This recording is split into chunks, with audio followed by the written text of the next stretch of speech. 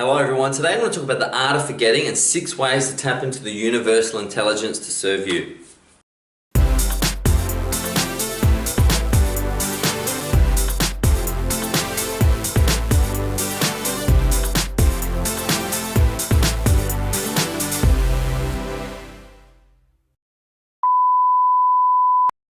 Hello everyone, today I want to talk about that beautiful art of letting go or forgetting and trusting that the knowledge that you're trying to remember and where's my house keys and what's 8 times 8, that exists in the universal intelligence and it can come to you when you need it. You don't need to stress out all the time trying to remember things. We'll talk about why forgetting is cool and what forgetting really means. So as always, I'm going to start with a quote on the subject, and that quote is,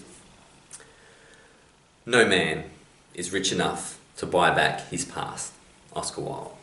I'll repeat, no man is rich enough to buy back his past. It's true. Whatever happened before is irrelevant and gone. The present moment is where you come from. The past does not equal the future. And letting go is key. Listen, I often talk about the rings of Saturn because they're just obviously beautiful. I don't think anyone's ever seen a picture of Saturn and gone, those rings, what's with that? It's no good. It'd be better if it was just a round planet. They're beautiful. There was no stress. They didn't need to remember the universal constants. They didn't need to work out the gravitational field, the trigonometry, the necessary forces. Saturn just did it. So where did Saturn get the information necessary to build those rings? Where did it come from? It came from the universal intelligence from all things came from. It came from the divine consciousness that can create anything, you know. In the same way we create cars, by sitting there and making a car, the universe does the same thing. It does it through us as well. Are we making the car or the universe is making us make a car? I don't know, but we're going to talk about forgetting. What is forgetting? It's letting go, right? Letting go, being free. Jesus used to call it forgiving.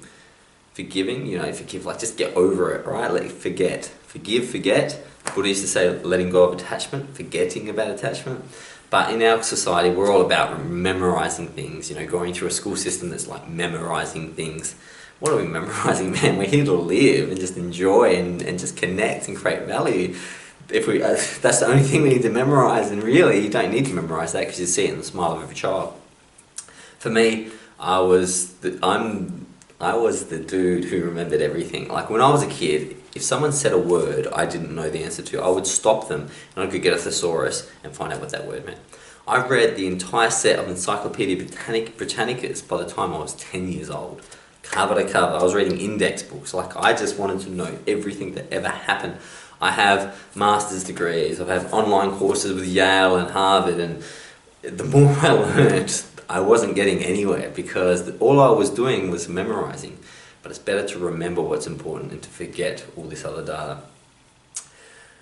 I always forget things like where I lost my house keys, but I don't forget my last breakup. Why is that, right? So how does the brain know the difference between where your house keys are and the love of your life? Well, it knows because the universal intelligence knows what's important, connection and love. You know, that's why, you know, because think about it, it's just brain activity. Where you put your house keys 5 minutes ago should be more vivid to you than your breakup from 3 years ago. But your breakup involved connection, love, anger, you know, communication. Therefore, you can remember it, right? So that's the idea of the collective unconscious letting you know what's important. The brain's going to play so many tricks. You know, I've heard it, psychologists often say that often you'll see a shadow and think it's an intruder, but you'll never see an intruder and think it's a shadow. You see how the brain sort of interprets things and creates things, and Zen for me is my personal vehicle to no thought, Wunan, no thought. It's the happiest place I've ever been. When you're not thinking, you're immediately happy. It's like a default switch. No thinking means the duality is happiness. Once you understand that, it's good. So what are these ways? What are these ways to forget? Number one, be present. When I'm looking someone in the eyes, having a conversation and intently listening and being there with them, I don't remember anything. I'm not thinking, I'm not remembering anything, I'm not pulling facts forward, I'm just there with them. That's a good example actually, because so many people have conversations with the intent to respond rather than to listen. The Dalai Lama once said that, I think it was the Dalai Lama, I'm going to give him credit for this, but he knows it's the universal consciousness, so he won't care if it wasn't him. He said that I like to hear other people speak, because when I talk, I know exactly what I'm going to say, and I already know all about it. This is new and novel when I hear someone else tell me something. Number two, trust. in the universal intelligence. If you think you are smarter than the universe and the way it built Saturn's rings, then think your way through these problems. And remember, when you think you're going to create a problem, to create a solution. So I don't know if you're starting to get it, that it doesn't work, but just trust and allow what you need, not what you want, but what you need to come into your life. Number 3, say maybe. Every thought I have, which comes into my head, I'm in the shower, I'm like, oh, did that person tried to, do me wrong in that situation. As soon as I think, I go, maybe, did they? I don't know. The thought has no intelligence behind it. The thought is just like a lightning strike. It's got nothing. God's the only game in town, and these thoughts are nothing. And it has no answers. Don't get into conversations with your thoughts, okay? I know it sounds nuts, but let me tell you how I used to be. Oh, that person tried to do you wrong. Yeah, I think they did. And they probably even really wanted to rip me off from the start. Yes, they wanted to rip me more. And you know what? I should have known, because I'm having a conversation like now with this thought, and this thought's getting stronger and more powerful. No, not having a conversation. Maybe you're right. Thought, yep, good one. Yep, the sky is brown. Maybe. Hitler was a good bloke. Maybe. Hitler was a bad bloke. Maybe.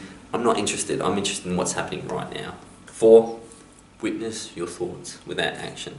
How many times have you thought about an ex-partner and gone, oh, I thought about them, therefore that's a sign from God, it's time to text them. You text them, and you realise a couple of weeks later that was just a bad move.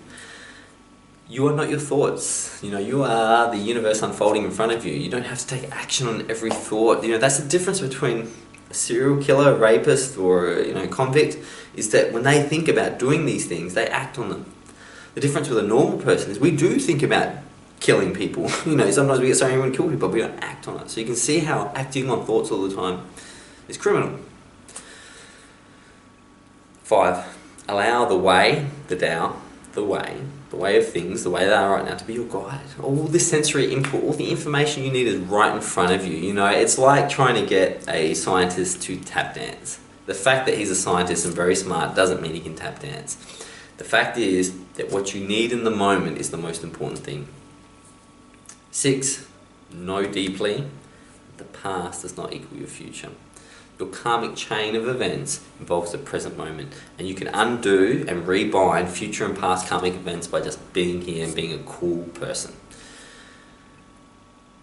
Forget, and be present, and everything you need will just be there right for you. I can guarantee you, I've been doing it for a little while now, and I can't stop smiling. I can't wait to see you for tomorrow's video. Until then, I won't forget you, or maybe I will, I don't know, but let's see you tomorrow. Goodbye.